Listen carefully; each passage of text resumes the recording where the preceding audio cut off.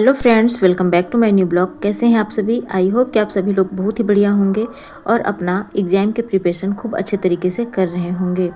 तो फ्रेंड्स, अब हमारे पास जैसे कि समय कम है और हम लोग एक टीजीटी बायोलॉजी एस्पिरेंट्स हैं और हमारी तैयारी भी खूब अच्छे तरीके से चल रही है। यह बोलने में तो बड़ा अच्छा लगता है कि हमारी तैयारी चल रही है, लेकिन जब तक हम प्रैक्टिस सेट्स नहीं पढ़ते हैं, हम मॉक टेस्ट नहीं लगाते हैं, तब तक हम अपने आप को इवेल्युएट नहीं कर पाते हैं। तो जैसे कि फ्रेंड, मैंने कल इवनिंग में मैंने अपना मॉक टेस्ट लगाया और सीरियसली बताऊं तो मेरा अच्छा नंबर नहीं आया और मैं काफ़ी डिस्टर्ब हो गई, क्योंकि पढ़ाई में अपने लेवल से मैं कर रही हूँ। जितना मेरा सिलेबस है वह मैंने कंप्लीट कर लिया है और जो प्रैक्टिस सेट है यूथ कंपटीशन और एचडी पब्लिकेशन का, तो वह भी मैंने एक एक बार सबको मैंने पढ़ के ख़त्म कर चुकी हूँ और मेरा सेकंड रिवीजन चल रहा है। और जो मेरे पास बुक्स अवेलेबल थे, पूरा सिलेबस, पूरा एक एक टॉपिक मैंने अपने से नोट्स बनाया और कुछ ही छूट गए होंगे, अदरवाइज मेरे सारे चीज़ें मेरे पास कंप्लीटेड हैं और मैंने पूरी तैयारी भी किया है। लेकिन फिर भी जब मैं क्वेश्चन देख रही थी ना, तो कुछ तो बन रहे थे और कुछ चीज़ें, कुछ सिली मिस्टेक्स के वजह से भी गड़बड़ हो गए मेरे।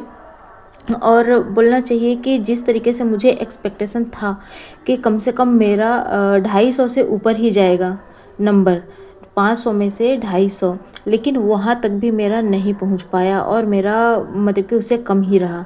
और मैं इतना ज़्यादा, मेरे को डिस्टर्ब लगा कि मैं क्या ही बोलूँ, जैसा फील हो रहा था। समझ नहीं आया कि इतनी पढ़ाई करने के बाद भी ऐसे ऐसे क्वेश्चंस देखने को मिल रहे थे कि समझ ही नहीं आ रहा था कि आखिर वह क्वेश्चन है क्या, कहाँ से बना है, किस तरीके से बना है। उसका जो क्वेश्चन होता है वह समझ तो आता है, लेकिन जो आंसर होता है वह इतना कॉम्प्लिकेटेड हो जाता है कि हम उसमें ही चूज़ करने में गलती कर लेते हैं। और जो सिली मिस्टेक्स की बात कर रही हूँ, वह आते हुए भी कुछ जो क्वेश्चन है उसके जो अटैम्प्ट मैंने किए वह गड़बड़ हो गया। तो वही है कि अपने आप से मुझे काफ़ी कंप्लेन है और मैं उस चीज़ को सुधारने का कोशिश करूँगी। यह अच्छा हुआ कि मैं सही टाइम पर मैंने अपने आप को इवैल्यूएट कर पाई।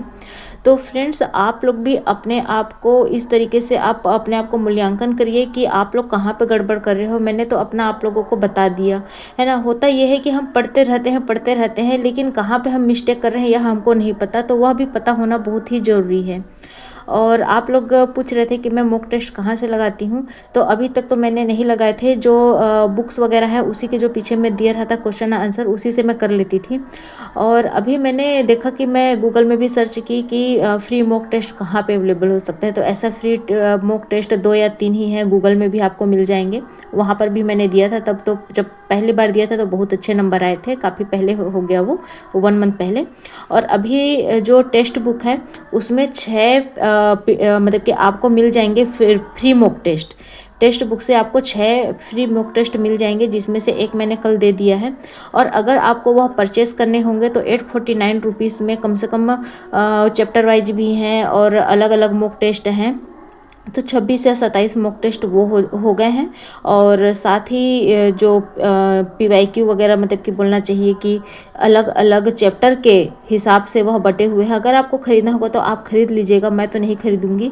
केवल जो 6 प्रैक्टिस सेट है उसी से ही मैं अपने आप को इवेलुएट करूँगी, क्योंकि एक मैंने दे दिया। अब इसके बाद फिर मैं 1 से 10 तारीख तक पढ़ने के बाद मैं फिर से लगाऊंगी। अभी तो मैं डेली नहीं लगाऊंगी, क्योंकि पता चल गया है कि मेरी मिस्टेक कहाँ पर हुआ है। और जो मैंने मॉक टेस्ट लगाया है उसको भी मैं रिवाइज करूँगी और उसको अच्छे से अपने माइंड में सेट करूँगी। सबसे पहले तो यही मुझे करना है कि कहाँ पे मेरी गलती हुई है।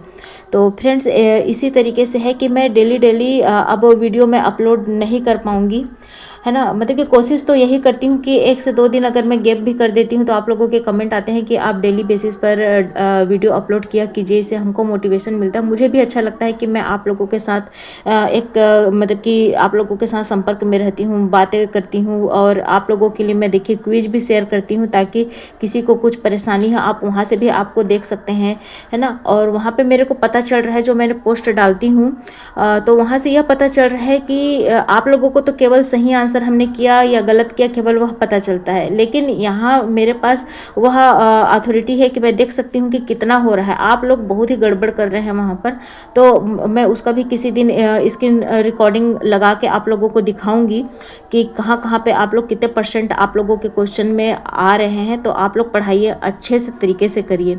तो देखिए फ्रेंड्स, ये मेरा जो प्रैक्टिस सेट है ना, ये देखिए मैं इस तरीके से मैं लिख के रख ली हूँ। ये सारे मेरे कंप्लीटेड हो चुका है, फिर से मेरा रिवीजन चल रहा है। और इसमें 2021, 16 और 13 का ये मेरा HD पब्लिकेशन का है, तो यह भी मेरा हो चुका है। और अभी मैं 2010 की प्रैक्टिस सेट में हूँ। अभी यह मेरा 70 to 75 जो क्वेश्चन है वहाँ तक हुआ है। और ये मेरा सेल्फ नोट्स है।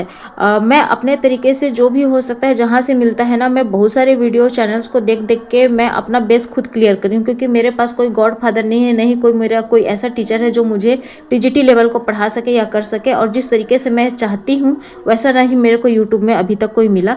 एक मैडम मिली हैं, लेकिन वह पूरे डीप नॉलेज नहीं देती, केवल जूलॉजी बॉटनी का केवल जो प्रैक्टिकली जो नॉलेज है केवल उतना ही तक है। और मुझे चाहिए था और ज़्यादा, तो मैंने खुद से ही अपना 1 ईयर के हिसाब से अपना टारगेट सेट करी थी, और धीरे धीरे करके मैंने अपना सेल्फ नोट्स बनाया है, अपना हिंदी इंग्लिश बाइलिंगुअल।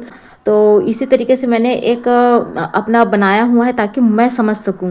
और यह जो मैंने बना रखा है, ये 4 जो फाइलम है, जर्म लेयर है, सिमेट्री कैसी होती है, जो card data non card data का, तो यह मैं डेली इस चीज़ को रिवाइज करती हूँ, क्योंकि माइंड में बहुत अच्छे तरीके से सेट हो जाए ना, तो यह पूरा सार है एक तरीके से।